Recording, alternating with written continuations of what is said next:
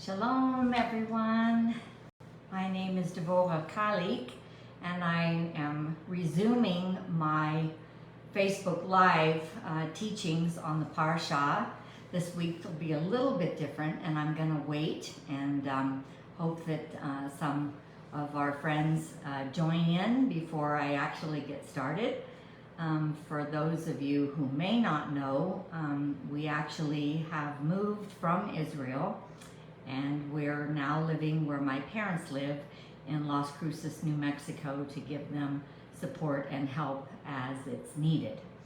So anyway, I want to wish all of you a Shabbat Shalom, and we'll just wait a few minutes to see if some other friends join in. So I'll just tag a few people.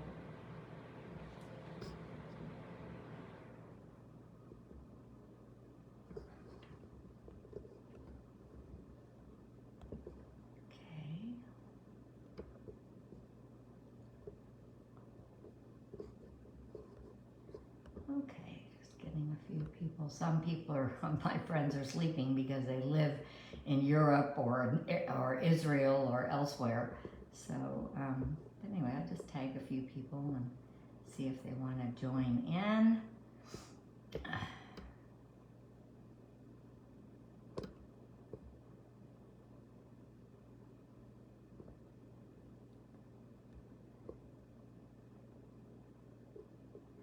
Okay, that should be good. And if you're here and can hear me, please let me know you're there. Hi, Lori. Shabbat Shalom. I hope you're doing well. I'm really wanting to see you. We're trying to make a plan to come to Texas, to come to your area, so we're hoping it'll work out. And shalom to you. And so we're just going to wait a few minutes and see if some other wonderful people that I love join in to hear what I have to say on the Torah portion. So anyway, we're just going to give it a few more minutes.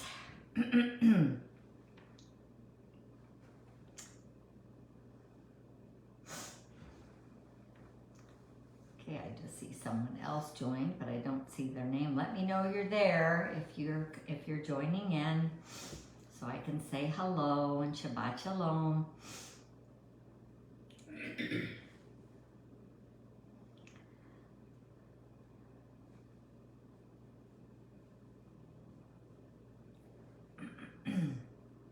So this week, just to get started, we're in Parshat Mishpatim, and that's the Torah portion that actually means, it means ordinances or judgments. So anyway, hello, Priyankara, nice to have you with us, and we're going to go ahead and get started, hoping some other people will join.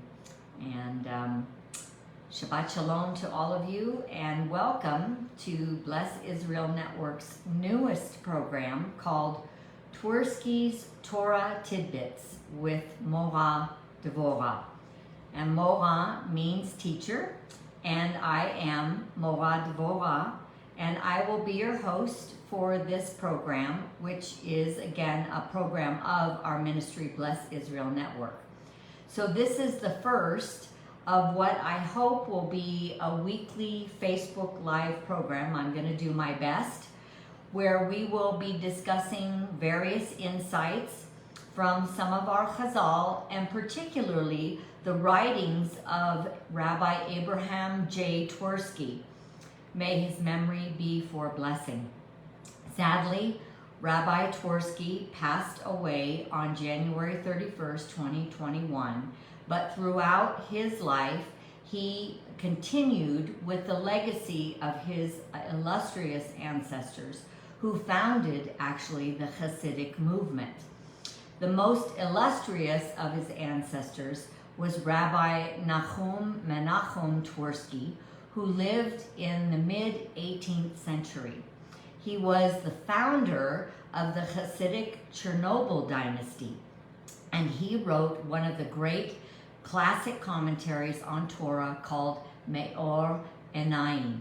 Hi, Susan Finley. It's so nice to have you with us. Shabbat Shalom and welcome. Well, Rabbi Abraham Twerski was a medical doctor, and he had a psychiatric practice. He tried to help his patients to apply the teachings of Torah to their everyday lives. Now, as some of you may know who've listened to me in the past or written some of the things I've written, I've been inspired over the past few years with Rabbi Abraham Twerski's commentaries, which are available in a wonderful book published by Art Scroll called Twerski on Chumash. Well, let's get started with this week's parasha called, again, Mishpatim, which is found in Sefer Shemot, or the book of Exodus. This parasha begins in chapter 21, and I'm going to read verse 1, which says, Ve'ele ha-mishpatim asher tasim lifnehem, and these are the judgments you shall place before them. Many of our weekly Torah portions begin with the letter Vav. The Vav is the sixth letter of the Hebrew alphabet, or we say Aleph Bet in Hebrew. We're taught that whenever there is a Vav that begins the parsha, it means it is connected to what came previously. Makes sense, right? Well, this means that the Mishpatim, the parsha called Mishpatim, are connected to what is called the Dibraya, or the 10 Commandments, which we read in chapter 20. Now I'm going to quote something from the Mechilta de Rabbi Yishmael. The Mechilta is a halakhic or legal midrash on the book of Exodus that incorporates a lot of what we call agadic or storytelling material. It was compiled around the 3rd century in Israel and is more commonly referred to as simply the Mechilta. In the Mechilta, Rabbi Ishmael says that the words ve'ele, which begin our Torah portion and which means and these, teaches us that what follows is being added to what precedes. Just as what precedes was stated at Mount Sinai, so what follows. In other words, Rabbi Ishmael is teaching us that what happened before Sinai is still considered as what took place on Mount Sinai. Well, this begs us to ask a question. What is Rabbi Ishmael referring to which came before Sinai? The answer is the Mishpatim. The Mechilta continues with Rav Yehuda saying, and these are the judgments which were alluded to at Marah. This refers us back to Exodus 15:25, where it says, there he made for them statute, chok, and judgment, mishpat, which is the same word that's in our parsha this week. It says there in Hebrew, sham sam lo chok u mishpat. Mishpat is the singular noun for mishpatim, which is plural. We really don't have an accurate English translation for the word mishpatim. Shalom, Colleen. Shabbat shalom. I'm so glad that you've joined us. Well, as I said, we don't have a very accurate English word for mishpatim. You'll find that in some of your Bibles, it's translated as ordinances or judgments. And some even say, regulations or something like that. I've said this many times when I've taught before, but it always bears repeating because it's so very important. The Mishpatim are the category of commandments in the Torah that teach us how to love our neighbor as ourselves. They are those commandments which must be adjudicated in a court of law if they're broken. thus the translation of Judgements for Mishpatim in some English Bibles. Here's the thing, friends. The God of Israel wants us to be like him. He is a loving, passionate, and compassionate God who gave Israel instructions on how to treat his creation, including the animals, and, of course, how to treat one another. There are even commandments on how to treat the creatures which are actually deemed as the least of the creation. If all of mankind fully obeyed the Torah, we would be returned to our original condition. The Messianic age would dawn, and there would be complete peace and harmony on the earth. We should strive to love our neighbor because, as I've also said many times, truly loving our neighbor is, as defined by the commandments called the Mishpatim, demonstrates that we truly love our God. Well, let's return to the Mechilta and see what else we can find there. Rabbi Shimon says, why do the mitzvot, the commandments of adjudication, meaning they have to be tried in a court, why do the commandments of adjudication take precedence over all the mitzvot of the Torah? Good question, and it should tell us something important. For he continues, for when there is litigation between a man or woman and his or her neighbor, there is strife between them. Once the ruling has been given, however, there is peace between them. This goes with last week's parashah in Exodus 18:23, which is called Yitro or Jethro, which says that there will be peace between people if both great and small disputes between them are brought before those who are righteous judges in Torah courts of law. Well, Rabbi Shapira of Ahavat Ami Ministries International has explained to us that these Mishpatim are a covenant that is held between each other, between one another. And the only way a Gentile is allowed to do them or fulfill them is if he or she has had a conversion of the soul, meaning his or her soul has been transformed into what we call a neshama Yehudit, a Jewish soul, which is more commonly called in our English Bibles a circumcised heart. It's very interesting to note something in the Hebrew that is revealed through gematria. Now, I've explained this too, but for those of you who are new and have never heard this before, gematria is a legal method of interpretation of Torah commonly used by the Jewish sages from way back. And most of their writings, of course, are from the 1st century, but it even was before then. This is because Hebrew is unique in that Hebrew is a mathematical language. Before there was an Arabic numeral system, Hebrew letters were used as numbers. And of course, you can see this if you have a Hebrew Bible where the verse numbers are letters. Aleph, the letter Aleph, or what we would call A in our alphabet, is 1. Beit, or the letter B, would be 2. Gimel is 3, and so on.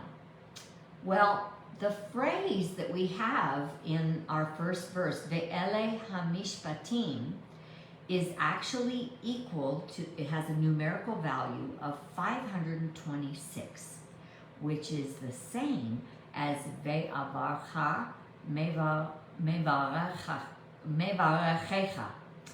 And this means, and these are the judgments, that's the first phrase, Ve'ele hamishpatim, and the second phrase is, and I will bless those who bless you. Those two phrases are equal in value, which teaches us something very important. The second phrase that I mentioned, which is, and I will bless those who bless you, is from Genesis 12:3. And this is what Hashem said to Abraham. Amazing. In other words, when we obey the Mishpatim, we will be blessed, as Abraham was blessed, because we are following in his footsteps through the Messiah. That is amazing. Well, Rabbi Shapira has also taught each person is required to investigate the law of the Mishpat. That's the singular of Mishpatim. Why would that be so? Well, as I mentioned already, because the Mishpatim, the Mishpat in singular, is a covenant between you and I, between all of us in humanity. Do the words of Yeshua support this? Yep, you betcha. Let's check out Matthew 22, verses 36 to 40. Yeshua is asked, what is the greatest commandment? He answers, Ve'ahavta et Adonai Elohecha, v'chol levavcha, uv'kol nafshecha, uv'chol meodecha. You shall love the Lord your God with all your heart, and with all your soul, and with all your might or strength. Yeshua continues, this is the first commandment, and the second is like it.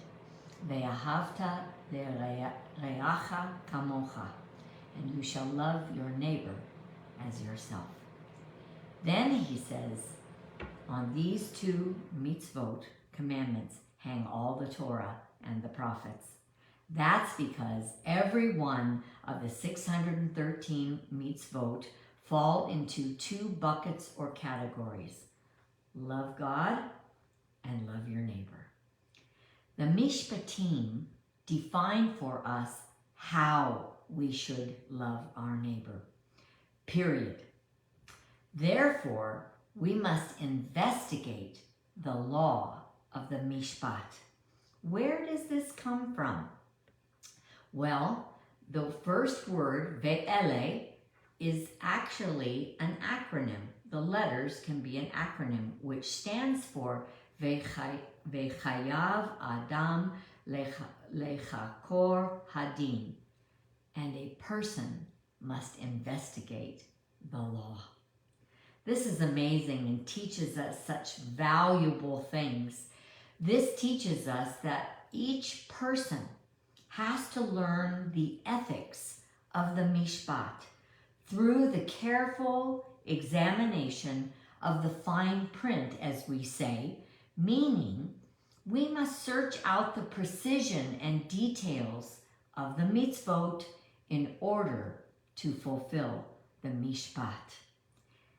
And compared to previous times, we have it much easier because we have many wise Jewish rabbis who lived many centuries before us. And we have their written studies and insights.